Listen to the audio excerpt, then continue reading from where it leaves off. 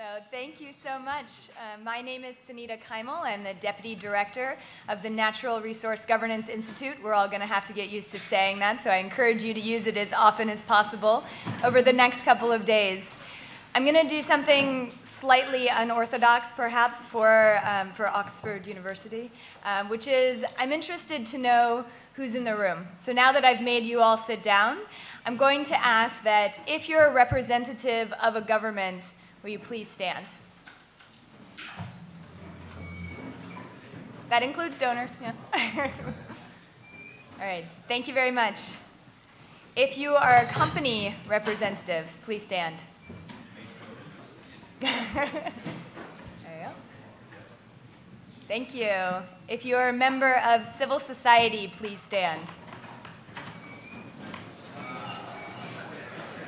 If you are a member of civil society but not a member of NRGI, then sit down. So all NRGI, please stand up.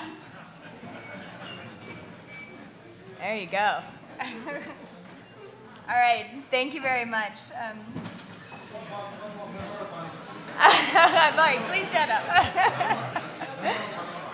A member of parliament, yes, apologies. And I should do media as well, right? Just to be polite. Yeah. So part of the reason that I wanted you to be aware of who is in the room is because we hope to talk today and over the next couple of days about how the Natural Resource Charter as a framework, but also the topics that we are discussing within the Charter really apply to a variety of different stakeholders and how the Charter can serve as a common framework or a common tool for dialogue across multiple stakeholders. As you heard from Danny earlier today, NRGI has adopted the Natural Resource Charter framework as an organizing framework for our work, whether that is our interventions at the country level, as a diagnostic tool to assess priorities for reform, or really to understand our impact. But we go far beyond that. The Charter is just a framework within many other tools that we use and many other tools in our toolkit. And it's important that as part of the discussions today, we be aware, not just inward looking as to how the Charter can complement and benefit the work of NRGI, but how it interacts with a variety of different stakeholders and a variety of other tools that exist within our field.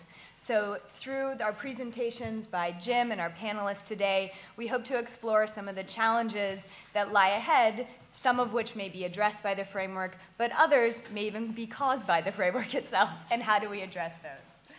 I'd like to just make a few housekeeping points. So all sessions in this theater will be webcast, so they should be considered public and the media may be watching. All other sessions are taking place under the Chatham House rule. For Twitter, we encourage all participants to tweet anything that strikes your fancy from sessions in this theater and to observe the Chatham House rule of tweeting from any of the other sessions. For those of you who are not clear on that, that means you're free to publicize overall observations, descriptions of the tenor of the conversation, or things that the tweeter yourself may have said, but do not attribute quotes or arguments to anyone in particular. The conference hashtag is #Charter2014.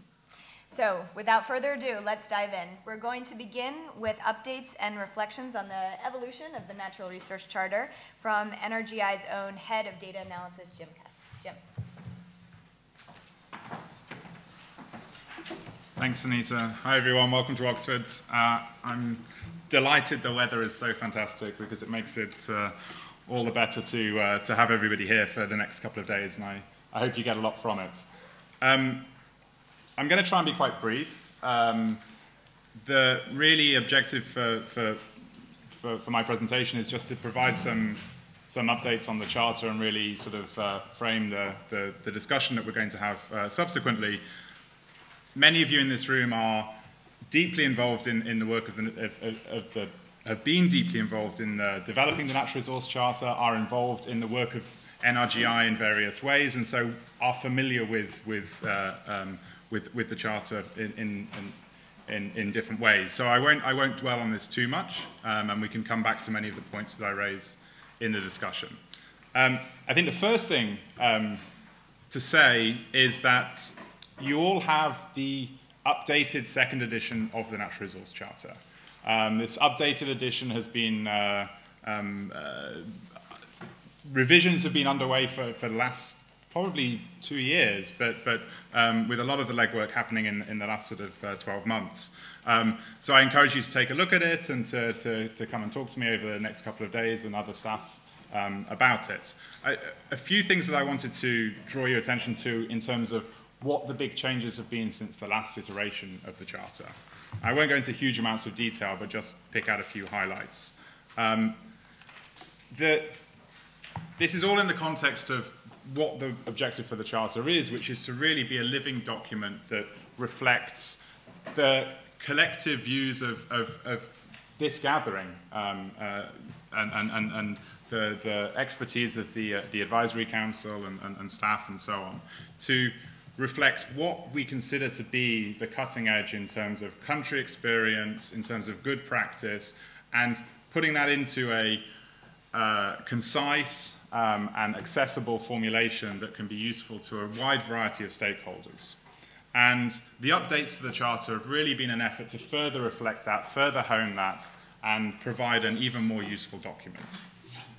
In particular, that has been around some important changes to some of the introductory precepts, really to frame the challenge that many of these countries face and reflect on some of the experience from other countries around the sort of strategic layer and how to approach the whole universe of problems that countries might face through the chain from the discovery process through to the development of resources and the spending of revenues. So precepts 1 and 2 in particular have been reworked in that respect, and now include a lot of discussion around strategy formulation, the importance of different institutions, the role of strategic environmental assessments, and so on and so forth. Another precept that's been quite extensively reworked is precept 6, which relates to the role of national resource companies. And the changes in this precept really reflect a lot of the new research and experience over the last few years that has emerged since the first edition of the Charter. A lot of the changes in this precept reflect a more nuanced view, perhaps, around the positive role that these institutions can play, especially in the early years of development of natural resources. And really, the purpose of this precept is to provide a little bit more exploration of how countries might consider different types of operational roles depending on the stage of development, depending on capacities and country context, and how those different roles might evolve through time. It isn't necessarily that there's one model that suits all countries and that is the rigid model that should be pursued for all time, but this role might change over time. So that's what I really want to say about the changes to the document, but I want to now put it in a sort of broader context. The Charter isn't just a document. That's really a useful entry point, a compilation of the collection of good practice, but in terms of the way we use the Charter within the organisation, the way that it's used by partners and collaborators in various countries is quite different. And I'll give you 2 concrete examples of that. One is in terms of the use of the Charter in specific countries.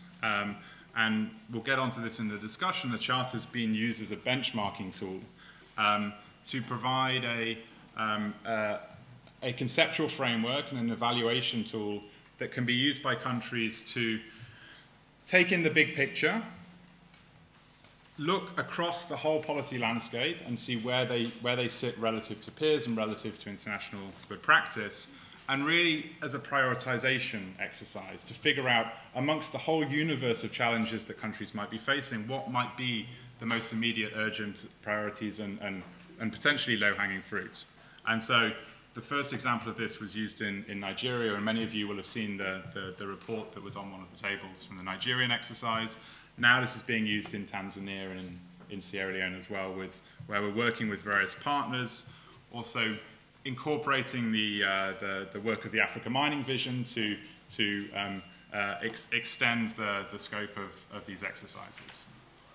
The other area that I want to touch upon is how the Charter can be useful as a tool for capacity building. Many of you in this room have been involved either as faculty or even as alumni of the government training that took place in Oxford last year at the Blavatnik School of Government.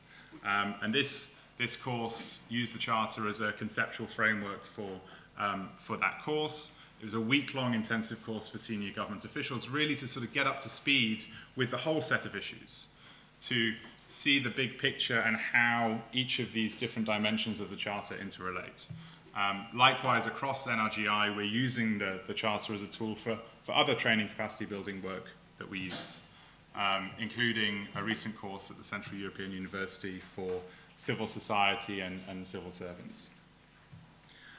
So those are just some examples of how the Charter can be used, but I want to finish by talking about three of the sort of main approaches and types of application that we have in mind for hopefully how this can be a useful framework. I mean, one of the primary motivators for the development of the Charter is really to provide information, and the recognition that informed such stakeholders and informed citizens are an important prerequisite for good governance in many of the countries that we work in. The second is that the Charter seeks to be comprehensive deliberately to help put many of these issues in a broader context. Many of us in this room work on very specific issues related to natural resource governance that are interrelated with many other issues, and these issues cross government ministries, they cross stakeholder boundaries, and they encompass a lot of different types of expertise. And the Charter's an attempt to try and put those into one relatively concise framework. The third and final aspect is really the role of different stakeholders and different types of dialogue. And so the Charter and the different applications that we use is an attempt to bring together different groups of people that might otherwise not be working together. So one is to try and encourage, through benchmarking exercises and through training capacity building, coordination within and across government. So for example, at the Oxford course, we bring together delegations of representatives from multiple ministries in single countries to frame the issues within that cross-ministerial context. But equally, the applications within specific countries, the Charter can be used by multiple stakeholders, by individual stakeholders, different stakeholders, but it can also be a platform for bringing that dialogue together. And so this is very much what we're hoping to encourage, both through the benchmarking exercises and the wider work of NRGI going forwards. So let me finish there. I just wanted to provide a little bit of context, but what I'm really interested in this session and over the next coming days is really to push at the frontiers of how can the Charter and the work of the wider organisation usefully evolve going forwards. What really are the important issues that we should be focusing on, and how can we tailor the different tools and approaches that we have to really meet those challenges. Thanks very much.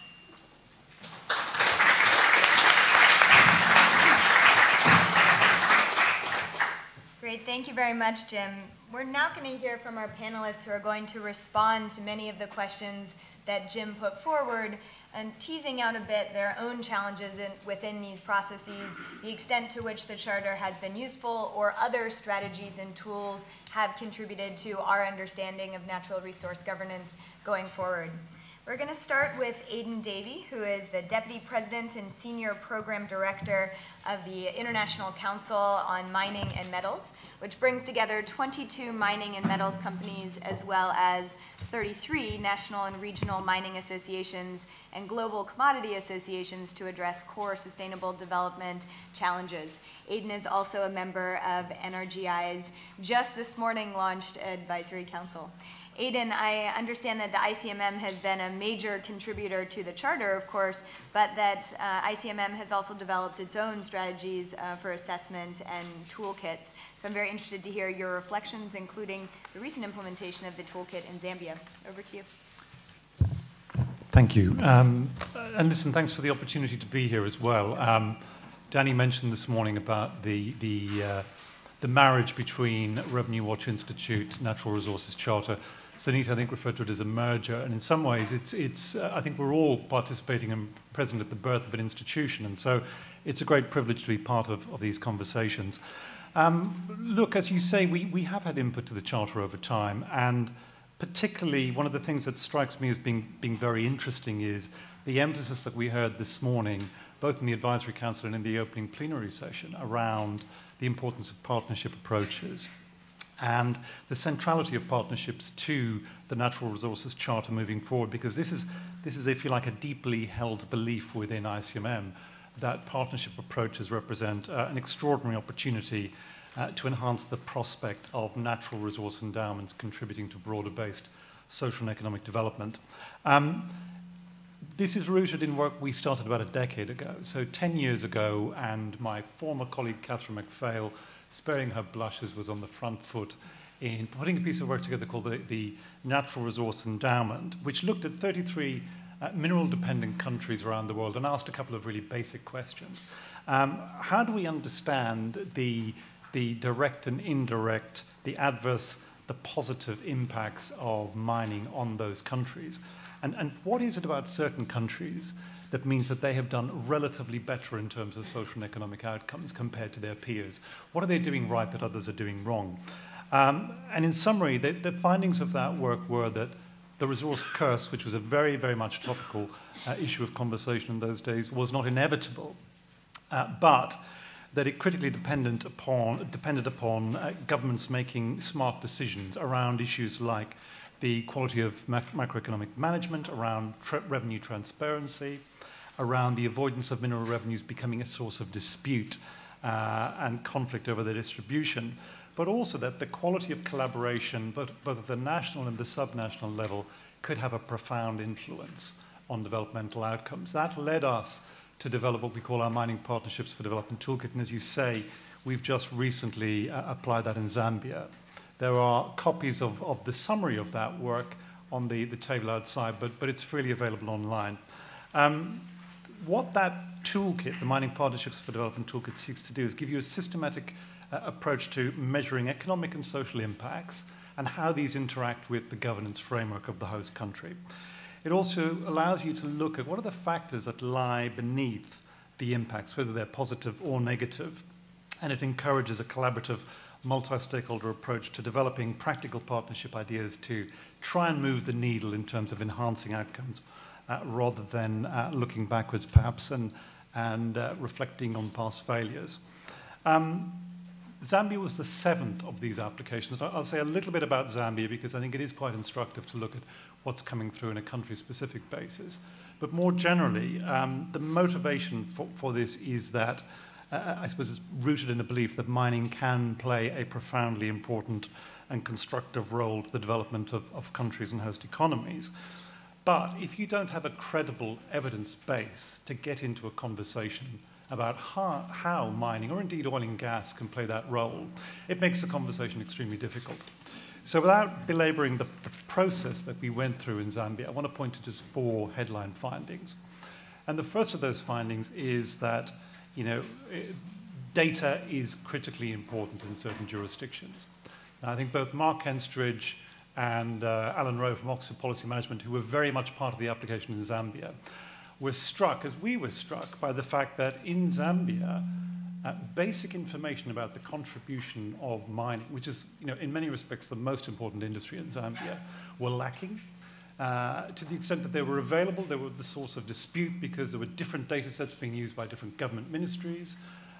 They absolutely disbelieved what was being said by industry about the contribution. And so we found ourselves in a situation of absolute lack of clarity and disputatious engagement around data. At the end of the process, I think that deep-seated mistrust that we'd seen at the beginning was replaced by an explicit acknowledgement by both government and industry that they really did share responsibility in the mistrust that existed prior to that, but also signaling a real determination to move forward and move beyond bad data as a source of adverse interaction. The second key thing that we focused in on was the area of industrialization and local content. And so at face value, when you look at Zambia, things look pretty impressive from a local procurement perspective. And that's true in terms of services. Something like more than 80% of services are procured locally. And at face value, a lot is procured in terms of manufactured goods. But when you look beneath the surface, Very little of that is locally manufactured. Government, on the one hand, is saying, industry, you must do more. Industry, on the other hand, is recognizing there are incredible obstacles to doing more in this space. And again, I think one of the great positive things about the application in Zambia is that mutual recognition that this is a shared opportunity space. There is fault on both sides. There is also tremendous opportunity collectively to move forward. And some of the development assistance players in the audience here today are actively engaged in that as we move forward. The third thing that came out was really around social investment spending. And there, we looked at 4 companies in country, and those 4 companies alone contribute something like $70 million in terms of social investment spend.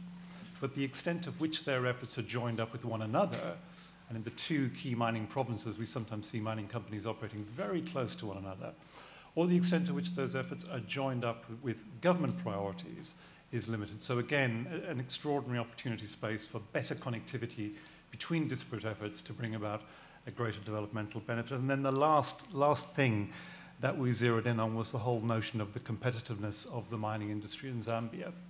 And this is a tough one because there is a risk in saying a focus on competitiveness means that ultimately you're being self-serving. But the reality is that government in Zambia, over a number of years, has instituted some moves that have had potentially profound implications on the competitiveness of the sector, absent a recognition that certainly in the copper belt province of Zambia, which is the traditional mining area, there we see operations that are absolutely on the extreme end of the cost curve, meaning that they are of absolutely marginal profitability. So interventions by government that may have a profound impact on that is something that ought to be a source of discourse. And then fundamentally and more generally, I mean, the competitiveness question of host countries centers on 3 really key things. And again, Martin Bratz here from McKinsey, tremendous piece of work that McKinsey did last year on reversing the curse. And they point to 3 things that really profoundly affect competitiveness. Firstly, the fiscal regimes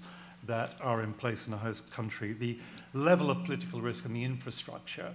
And crudely put, those countries that seek to manage the level of political risk effectively, that put in place infrastructure to enable investment, are in a far better position, arguably, to put in place a more attractive fiscal regime for the host government. Doing one of those in isolation runs the risk that you miss the bigger picture and you fail to recognize those levers have to move in concert. Great, thank you very much, Aidan. I think your points in particular about the notion that an analytic and a diagnostic process can serve as an evidence base to rebuild some of the confidence and trust and relationships between stakeholders is an interesting one.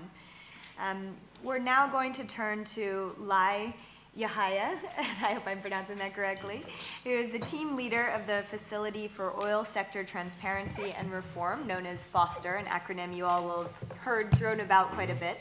It's a donor-funded initiative designed to support the restructuring of the oil and gas sector and to increase transparency and accountability in oil sector governance in Nigeria. And this is of particular note given that Lai was involved in the inaugural charter benchmarking that took place in Nigeria. Lai, over to you. Okay, thanks. Just a little bit of background. So FOSTER, we were from the beginning and from the outset, I think, working with Revenue Watch as one of our partners, Oxford Policy Management, and of course very closely with DfID as a DfID program. So we sort of first came across the charter in sort of trying to figure out whether it was a useful tool to actually even assess the effectiveness as FOSTER as a program. You know, how do you kind of assess to what extent a resource-rich country is moving in the right direction or is not? Then faced the question of, well, actually, what is this thing? Aside from some, I don't want to make any insulting remarks about academics, but it seemed at the time that there's sort of lots of very clever people in Oxford who had spent a lot of time coming up with this thing. You know, there was really two questions, right, that kind of came up, which was one, you know, who's really going to use it? One, you know, a question of agency. And second, a question of legitimacy in the sense that, who really cares, or what would make anybody care about use of this? And of course, and I think it's probably a great place to start with somewhere like Nigeria, where there's probably more than enough prescription, and there's plenty out there when it comes to suggestions on what people should do, and there's a huge gulf between that and what is actually done in practice. The first challenge was that there was something, there was a kind of implicit, very simplistic implicit assumption here, which is that the Charter kind of presents you with two things. Either the policymakers in Nigeria have no clue what they're doing, they don't understand the sector well enough, they don't understand the value chain well enough, and then that to some extent, if you're able to explain well how the value chain works and provide some advice on how you manage some of these trade-offs and so on, essentially educate policymakers that they will then do the right thing. There's a second assumption, which is sort of, well, let's take it that they, to some extent, know what it is they're doing. So they're very clear on the decisions they're making and why they make them. They're just not the decisions we would like them to make. Yeah. What then do you do about it? And why, in what way would the Charter be in any way useful to that? And effectively sort of we ended up thinking, well, to some extent, the Charter becomes a tool for persuasion, and if used in a smart enough way as a form of kind of subtle coercion. With Nigeria, where you have a situation where actually, if any of you who've sort of met and worked with anyone in NNPC, for example, you find that there are a lot of people who really do know the sector very well. The minister, I won't say too much about the minister, but the minister is from industry to some extent, has some understanding of the sector to some extent. But clearly, there's been enough. I mean, NNPC, there's a long list of consultants who've been in and out of NNPC. I think at one point, someone had estimated about $200 million or so had been spent in the last 15, 20 years just on consulting contracts. There's SAP in place. We have very sophisticated systems in NNPC. So something's not quite working. So you have a situation where, okay, fine, there is some strong understanding of what you should do and what you shouldn't do, but then clearly we're in the sort of second category where we're talking persuasion or some form of subtle coercion to try and persuade people that they should do certain things. Where we arrived at was, firstly, I mean, the benchmarking exercise. Well, actually, before the benchmarking exercise, we set up this expert advisory panel, which I think, has been a very critical, very, very critical and successful part of what makes the Nigerian Natural Resource Charter process effective. Mainly because you have a number of people from civil society, senior people from civil society and respected, a few people from industry, private sector, academia, chaired by a former Minister of Petroleum. Yeah, now that makes for now how, when I look back, I'm not quite sure how we managed to get all those people into the same room and into the same place, who work actually with us totally voluntarily. But I think to a great extent there's a big degree of frustration amongst all the parties as to just the dysfunction in the sector. And I think that a lot of the sessions, I think one of our expert advisory panel members is here, I think, somewhere. A lot of the sessions ended up just being an exercise in expressing frustration and just why things were not going well.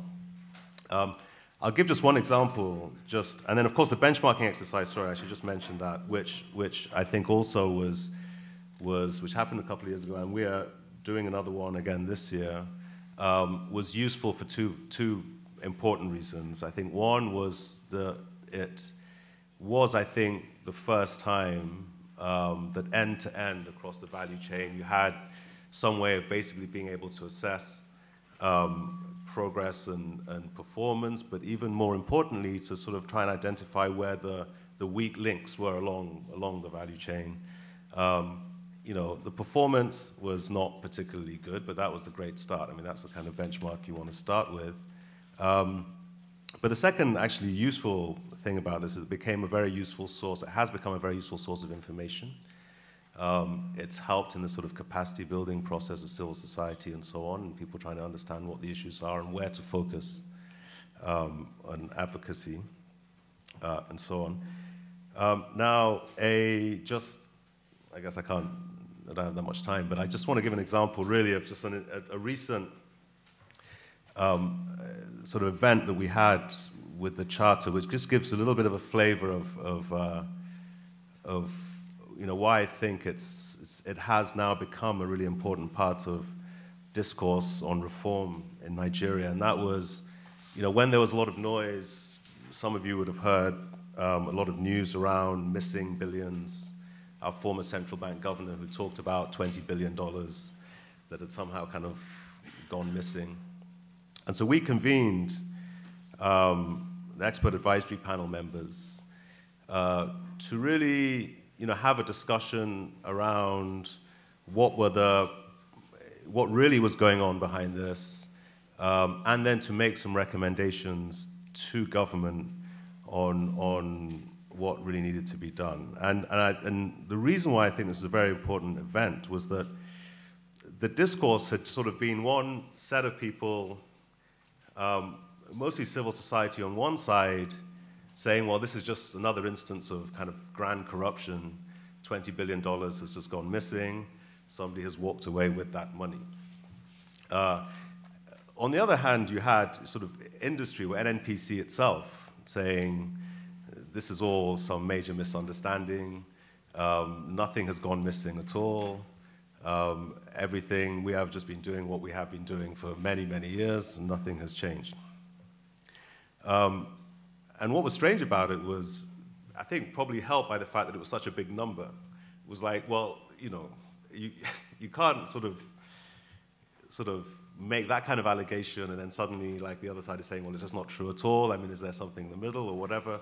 What was great about the event was having, and it is really useful to have a chair that's a former Minister of Petroleum, was you know, having someone able to explain and say, look, this is really how this works. It turns out that basically this is money that should have been remitted to the Federation account but wasn't.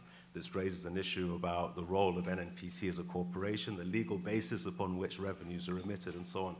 But it was a sober conversation, a sober, sensible conversation that had everyone agreeing, that two things were critically important. One, greater disclosure and more transparency. And two, that in fact the sector was so woefully inefficient, and that the legal basis upon which decisions are made, were sort of highly suspect, making this process of reform like critically important. And this is sort of a message that could then come out of this process that was a message that was actually a message that needed to be listened to by kind of everybody, which is that, right, it's usually not slinging mud at each other on issues of corruption and so on. There are issues of efficiency and so on. And then that's where the Charter now becomes a really useful tool to be able to say, okay, look, what issues do we need to address and how do we need to address those? Great, thank you so much, Lion. I think your question about legitimacy of the Charter and the demand for the Charter as a framework is an important one. I think it's incumbent upon us both as an organization and then hopefully with the help of this community to help think through how it can be useful and how it can be not just supply-driven but demand-driven as well. I know there are also a number of government counterparts who are with us today who are looking at implementing the Charter, and I imagine many of them will have questions when we turn to the audience about how to take up some of these lessons from the Nigerian experience as well. Last but not least, we're going to turn to Justine Davila, who is a senior advisor within the UK Department for International Development and specifically focused on extractives and in the policy division. And as you may be aware, DfID has been a very strong supporter not only of the charter, but also is a donor to Foster, and has taken up the charter in a variety of different policy discussions and as an organizing framework as well. So, Justine, over to you.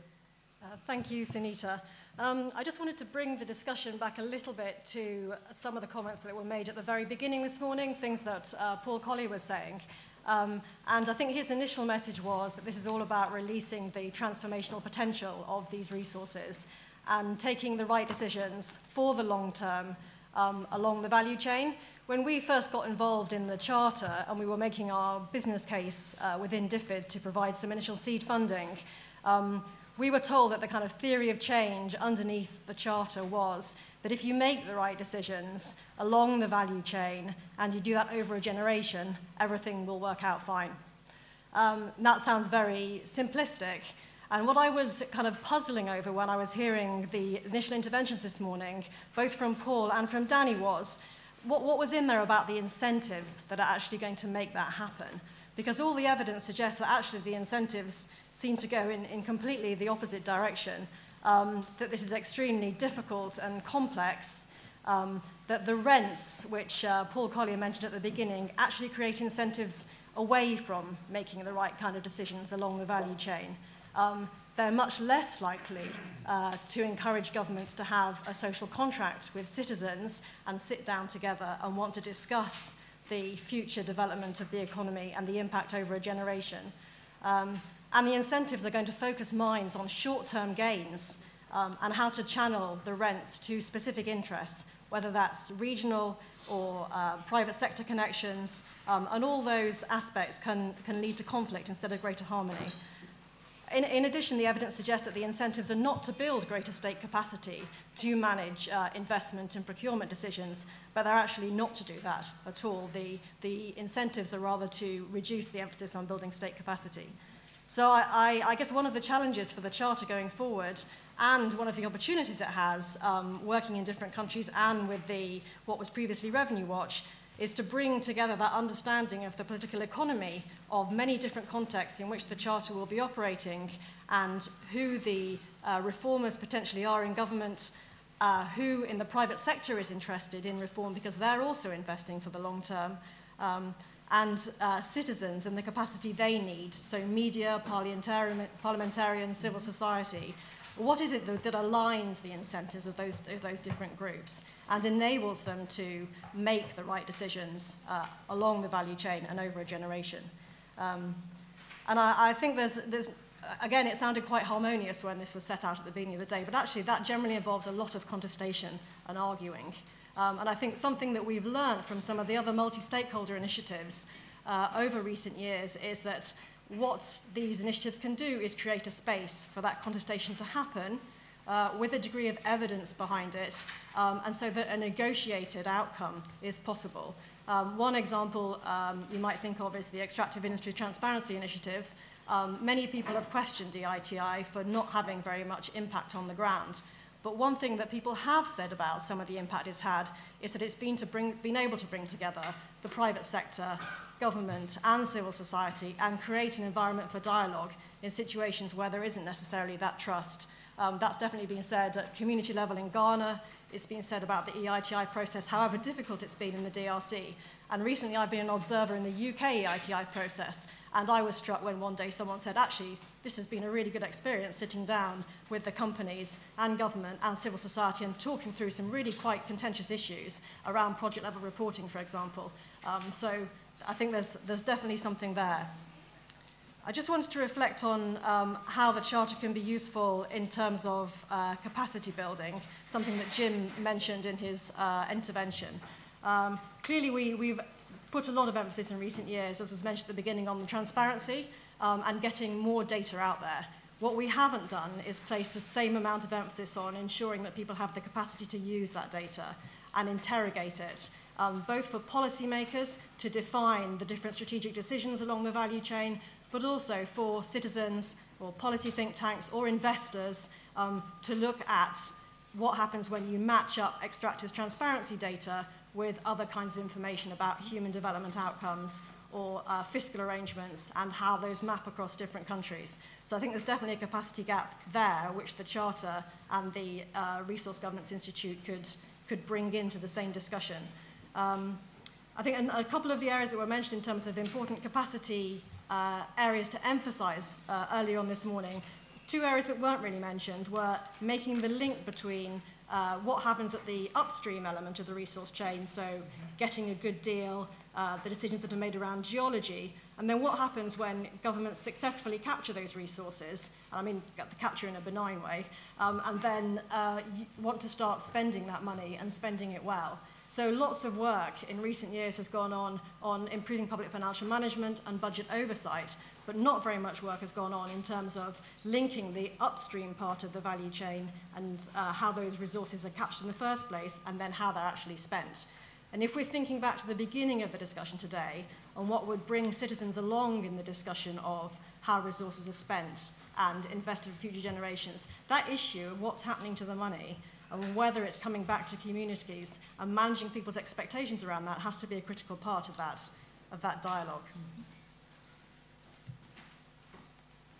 So just one final reflection. I think one of the titles of this conference over these 2 days is around measurement and how we measure progress in this area. And clearly this has been a huge challenge in governance more generally, not just in extractives in recent years. And again, I think we can learn from what hasn't worked very well in other initiatives. If you look again, for example, EITI, though it's made great progress, has really struggled with the fact that it has a system whereby a country either does or doesn't become compliant. And that's the end of the story. And there's no real incentive to carry on improving and continuing to improve resource governance after that. Whereas I think the benchmarking process within the Natural Resource Charter has a real opportunity to learn from that, because it's not a pass-fail system, and it does have the opportunity to repeat the process over a number of years and potentially maintain momentum and dialogue around whether resource management is improving. So I'll stop there. Great. Thank you so much, Justine. I think also as we have more countries who are engaging in the benchmarking process, we will develop both this evidence base, but also the opportunity to test different theories in our understanding of what works and what doesn't work in different contexts. So we have just about 15 minutes left, and I'd like to open for the audience any questions either for Jim in terms of the evolution of the charter going forward or for our panelists. You just raise your hand. In the back. Sorry, we're just bringing a microphone. Thank you very much. Abu Brahma from Sierra Leone. I want to thank the panelists for the information they have shared. And I'm particularly, interested in the issues that were raised by, Aidan, especially that which has to do with the question of the centrality of partnerships, and of course linking that to the whole concept of local content. And the charter is in many ways has evolved in many ways and has taken on board the issue of all the players and the need for benefits to go to the populace, and especially those populations in the communities that happen to be the ones that bear the brunt. In natural resource governance and political governance equation, there is always the notion of state ownership and control over natural resources found anywhere. I mean, in most parts of Africa, West Africa, including Sierra Leone. We have found, however, that in the process of the exploitation of those resources, the question of the results, especially the negative results, often are more accrued with or associated with those communities that are within the area where the resources are found. And government is concerned about the issue of equity in terms of distribution of resources to every part, and therefore cannot, in many ways, see the resources as the property of the communities where the resources are found. Now, that poses a huge question, because the conflict dimension is associated with the communities that are located in those areas. And the question of benefits is shared, is talked about generally.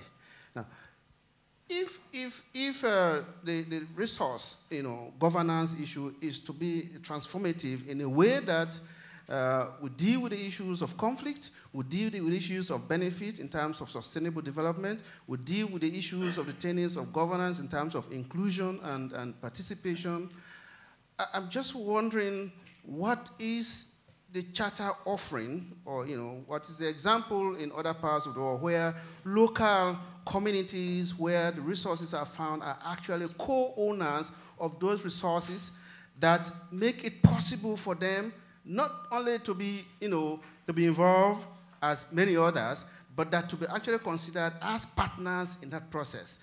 And I'm saying this because it appears that even in the whole equation of partnership that is described along, we talk about government, we talk about companies, we talk about civil society, and those communities do not seem to be factored. So what do we offer? Is there some, example somewhere where, communities are left out and yet there is ground benefit? Or is there some alternative that can be found to ensure that, we deal with those issues that are associated with the localities? Thank you. There's another hand in the back. Actually, we'll just take those three in a row. And then Scott. Okay. Memuna Tuprat from Sierra Leone. I think there are too many issues which I like to comment on in terms of developing and actualizing a very good natural resource charter, especially for the environment where we come from. The first has to do with management of open sources of data, and then also dealing with information that is very challenging for you to have access to. If you look at most of our countries, we live in an information-poor environment. We do not have very effective systems of managing information, and we still need to develop those systems. And even if you want to say you may want to do very good documentation with regards to manual system, there's a challenge of capacity, not to speak of using information technology. And this has a very big relevance to measuring progress. And then also looking at how the different precepts in the resource charter are going to be evaluated along the value chain. And then that is one thing which I think we need to look at. How do we try to manage that in those kinds of environments? We are very much aware that data and information is critical to ensuring that progress is measured along the way. And the second has to do with how do you deal with conflict of interest? Now, you have situations where you have the different stakeholders, you have the actors, you have the mining companies, civil society, government, especially in our own situation, community people, where we have very, very strong challenges at the community level, because these people are there as people who receive some parts of the rent because of the land and has implications for the revenue distribution. And then also, we have the wider network or the wider governance process in terms of revenue distribution. Many a time, there are issues that has to do with conflict of interest. How will you deal with that in terms of trying to have a flow in the value chain? Great, thank you so much. We're just going to do those two over there, please. And again, I ask if you can keep your comments and questions as brief as possible so we can get to as many as we can. I am Daniel Bondo from Sierra Leone. I think it's Sierra Leone thing right now here, right? Actually, it was to look at probably the comments that Abu made in looking at how the charter is useful to addressing the question of local community beneficiation. The Precepts 5 and Precepts 7 actually speak to that, which is why the government of Sierra Leone is highly interested in using this as a tool to examine the entire decision chain from extraction to local beneficiation. In Sierra Leone, there is, after EITI compliance status, etc., we want to go beyond just accountability and transparency to look at, and there is a call for, yes, local community beneficiation, even within the context that the government has development obligations around the country, and distribution of development activities has to feed into the national agenda, which speaks to investing, looking at what Paul Collier said to us this morning, sustainable development, etc. So these are decisions that the government has to look at, and we see the charter framework as very useful for our policymakers in our country and for civil society as well. Thank you. Sheila and then Scott. Yes, I have a mic, it's okay. Yes, this is Sheila. I have to say that I serve on the advisory board of the Natural Resource Governance Institute, the Advisory Council. But I'm also a director of the newly established African Natural Resource Center of the African Development Bank, which covers both renewables and non-renewables. And so good governance suggests I declare my interest in saying I'm speaking as the latter. And I'm not asking a question. I wanted to give a perspective on the concept of what do we do about benefits at local level. And I wanted to share with you our thinking as the center and how we think there may be a way of approaching this. It seems to us that locality needs to be defined, not in the theoretic sense, but in recognizing that actually in the context of governance, rights of people, there is the physical locality, which is quite legitimate for all the reasons that the Charter recognizes. But then there is the sovereign locality, which also is legitimate for all the reasons that we know. And then there's the regional locality, and we spoke to that, especially when dealing with both geological and non-geological resources that can cut across more than one country. And our approach is first to recognize this, and then to say, from a governance perspective, from a value delivery perspective, where do you draw the line in terms of these three levels of locality? We think from a development perspective that this is particularly important because there's a line of divide at which, if the locality economically is structured incorrectly, you diminish value. And we think, therefore, the development of policies that recognize this and draw a line to ensure that the locality not only serves the importance of delivering benefits, but also serves the importance of policies that stretch the economic potential of those resources equally important. And so I just wanted to share that perspective. Thank you very much. Thank you. And then a last question from Scott. Can you bring a microphone down here? Scott, just raise your hand. So. Thank you. And actually, my comments and questions go to almost the same area. I mean, I think a lot of the issues that have been raised go to local interests, and in my view of the Charter, that's one of the most problematic aspects of it right now, because it seems, you know, in Precepts 5 and 7 we've addressed this. It's not unrecognized, but on the other hand, there seems to be a sort of structural tension between the problem and our approach, which maybe I could explain this way. It's commonly the case that a major natural resource company comes into a country, sets up a head office in the capital, hires its professionals there, does its tax accounting there, pays its revenue there. It's all going into the national budget, hopefully being subject to some sort of oversight. But the actual mining operations are usually in a remote region of the country, and there tends to be, at least I in my career have seen this many, many times in many countries around the world, resentment that builds with the local populations over the fact that their natural resource wealth is being exploited and developed, but they just don't see the benefits of it. I mean, they see maybe a little bit of infrastructure developed that assists them, but they believe that the wealth from this, to the extent it's being shared by the government at all, is going to the national capital, is going to the center, and they're not seeing it. So it seems to me this is a really important point of tension, and assuring that there is benefit from this that's earmarked to the local region is an important objective, but there's also tension between that and our push for oversight, which necessarily focuses on governments and central mechanisms, including parliamentary oversight. Thank you very much, Scott. And just in the interest of time, I'm going to ask each of our panelists to respond very briefly.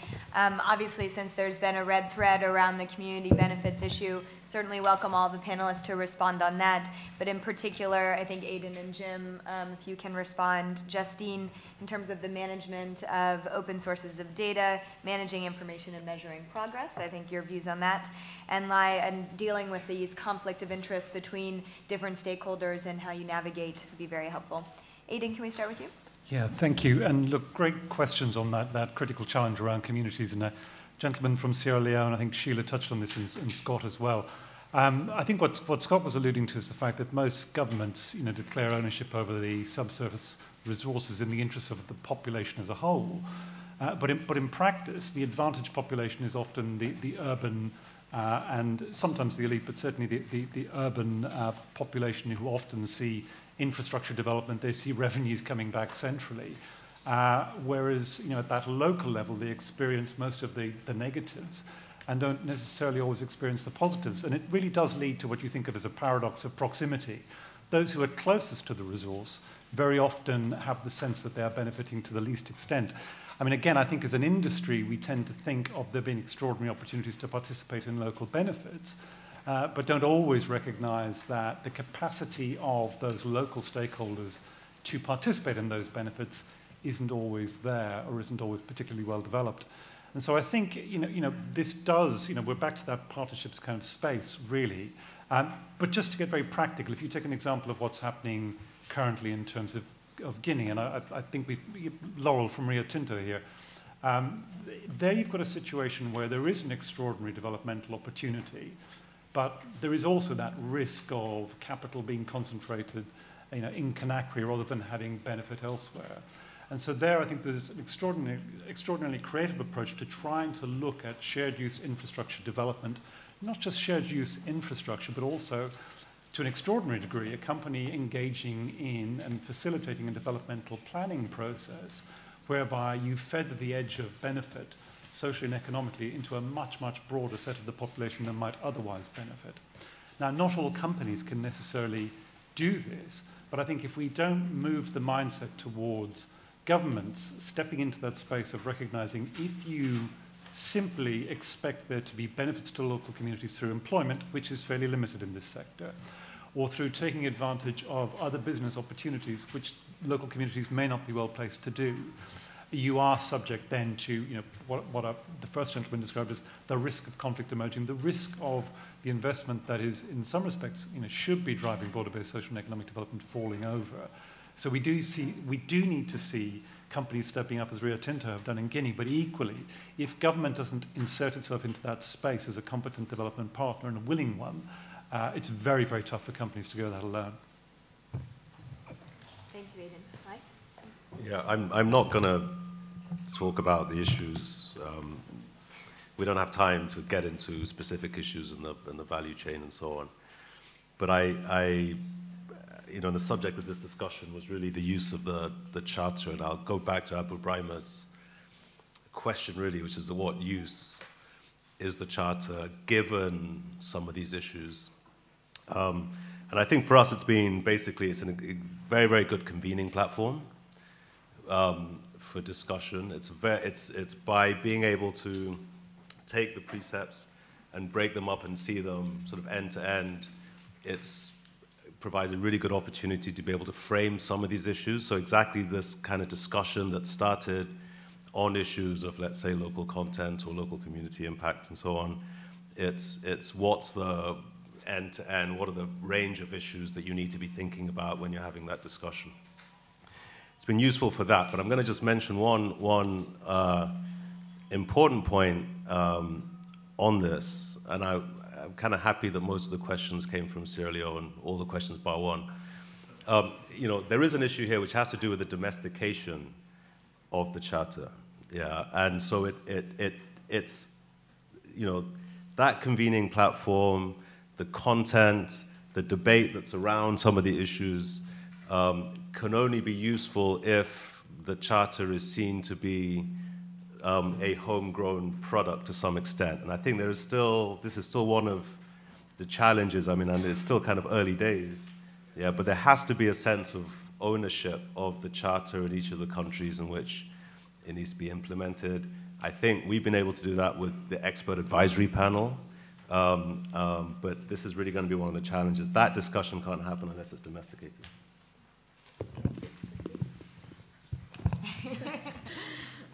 Yeah, just quickly to comment on the points that were made on data. I think we have a huge challenge here because of the volume of data which is coming our way about the extractive sector, in addition to what is already out there. And the challenge is to make that data really accessible and also relevant to the users. So if the users of that data are at community level, then very complex Excel spreadsheets or complex websites where there's no internet access are not going to be the answer to presenting that data in a useful way.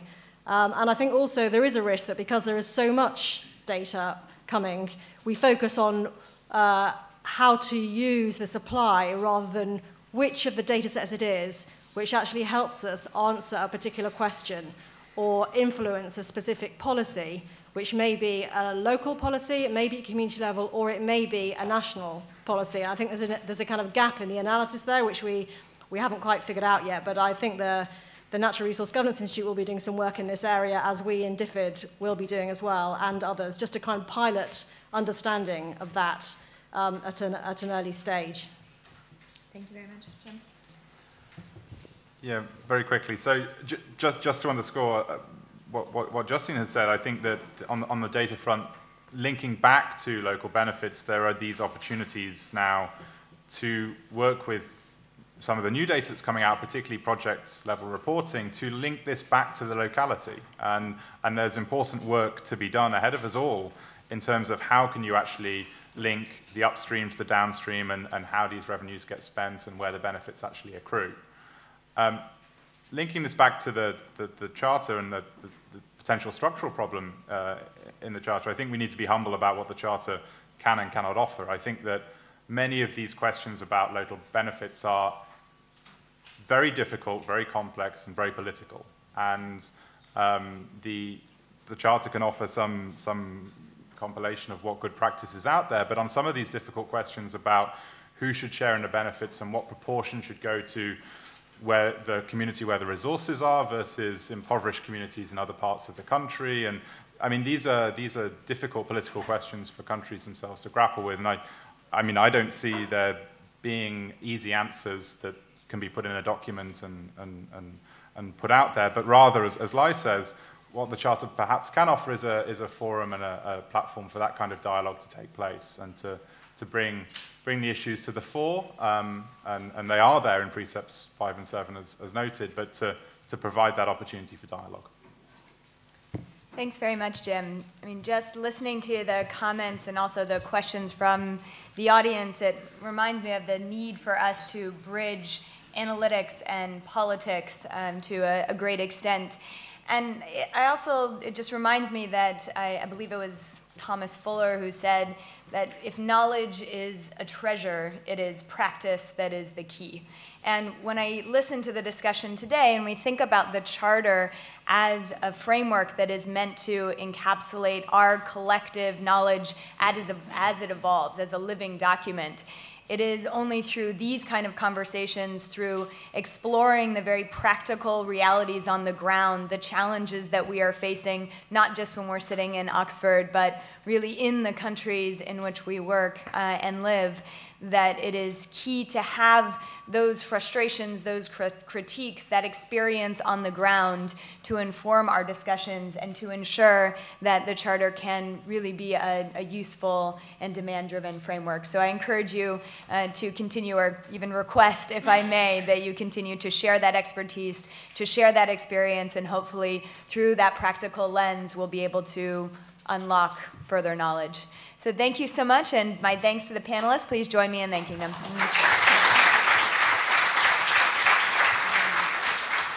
Just one last announcement. For the Advisory Council members, we discussed this morning having the opportunity to meet and discuss a bit more. We are going to meet at lunch today. I apologize for the last-minute change, but we want to take advantage of your presence. And So we're going to run about half an hour late this afternoon, which means that we will reconvene here at 2:30. So what we would ask for advisory council members is if you could just grab lunch in the tents and make your way back to the seminar room where we met this morning as quickly as you can, then we'll get started with our session.